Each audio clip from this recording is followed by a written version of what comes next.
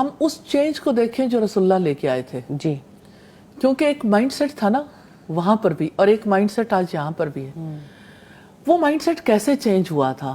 تعلیم کے ذریعے سے.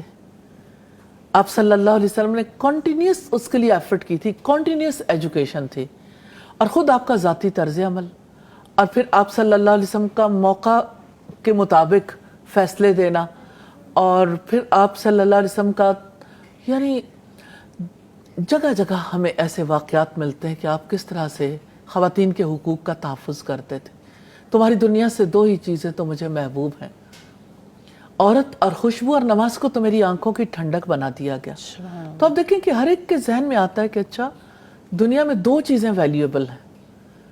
ایک تو خوشبو ہے جو ہر طرف یعنی جس کی وجہ سے پورا ماحول خوشگوار ہو جاتا ہے, اور ریئلی عورت بھی تو خوشبو کی طرح ہی ہے.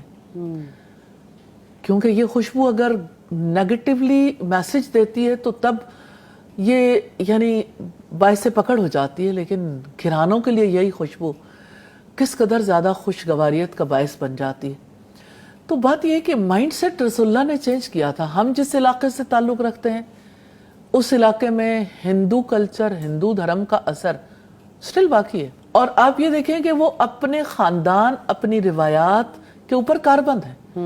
اسلام پر کاربند ہوں یا نہ ہوں, لیکن ہر ایک کو یہ ضرور فکر لاحق ہوگی کہ فلاں جو ہے وہ فلاں کاسٹ سے ہے, اس نے اپنی خاندانی روایات کو پیش نظر رکھا.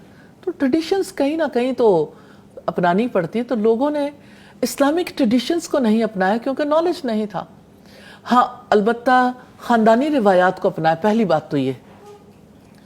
دوسری بات یہ ہے کہ بڑا انفارچونیٹ ہے کہ جہاں رہتے ہیں وہاں پر اسلامی روایات اپنائی نہیں. اس علاقے کی اپنی روایات نہیں ہیں, کیونکہ ہمیں تو کچھ عرصہ پہلے آزادی ملی, اور جب قومیں آزاد ہوتی ہیں تو ان کی روایات بنتی ہیں.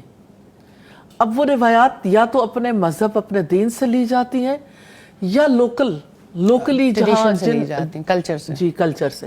تو آپ یہ دیکھیں کہ یہ تو پرانا مرض ہے بھائی, یہ کھوٹ نیا نہیں ہے. کیونکہ آپ مسئلہ کا حل نکالنا چاہتے ہیں اور آپ بیٹھ کے سرسری سی کچھ باتیں کر لیں اور اصل ڈیپ ڈاؤن روٹ میں نہ جائیں کہ روٹ کاز کہاں پر, غلطی ہوئی کہاں پر اکر ہے کہ جس کی وجہ سے آج ہم اتنے 100 سال کے بعد بھی اتنے بڑے کرائسس میں ہی کھڑے ہوئے. دیکھیں چینج کے لیے تو ایک ہی چیز ہے, ایک کلمہ لائف چینج کر دیتا ہے اگر انسان سچے دل سے قبول کر لے.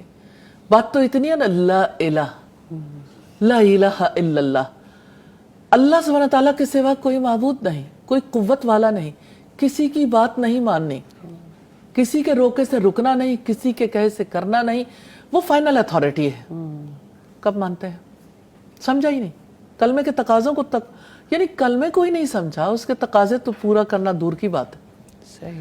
تو ایجوکیٹ کرنے کی ضرورت ہے. فیتھ سٹرونگ نہیں ہے, عقیدہ درست نہیں ہے, اور عقیدے کی درستگی کے نہ ہونے کی وجہ سے یعنی آپ یہ دیکھیں کہ کووڈ آئے تو سب لوگ ڈپریشن میں چلے جائیں. اگر کوئی یعنی سیلاب آ جائیں, اگر معیشت کے حالات خراب ہو جائیں, کبھی IMF کو قبلہ و کعبہ بنا لیتے ہیں, کبھی WHO کے پیچھے بھاگتے ہیں, کبھی کلچرلی آپ جو ہے وہ ان سین ہے, لیکن اتنا زیادہ بمبارمنٹ ہے انڈین کلچر کی, ہندو کلچر کی, کہ لوگ کہیں نہ کہیں اسی کو اختیار کیے ہیں. اور اگر اس سے آگے بڑھ کے دیکھیں تو ہم بڑی ہائیبرڈ قسم کی نیشن ہو گئے. مطلب اب تو سمجھ نہیں آتا. آگے بڑھ کے دیکھیں تو جیسے ہمارے بچے کو جو کچھ پڑھایا جا رہا ہے جی, وہ تو یعنی تباہی ہے, تباہی. پڑھائے جانے کے بعد تو ایک مائنڈ سیٹ تیار کر دیا گیا. مائنڈ سیٹ تو تیار ہو گیا, تیار کر دیا. اب وہ بچہ بیچارہ اسے سمجھ نہیں آتی, میں خیال ہوں کسی اور کا, مجھے سوچتا کوئی اور ہے. ماں باپ چاہتے ہیں کہ یہ یعنی کوئی دنیا میں رہتے ہوئے کم از کم آخرت کے لیے کچھ کر لے. تھوڑا بہت تو ہر کوئی چاہتا ہے, کم از کم یہ تو کوئی نہیں چاہتا کہ میرا بچہ آگ کے حوالے ہو جائے.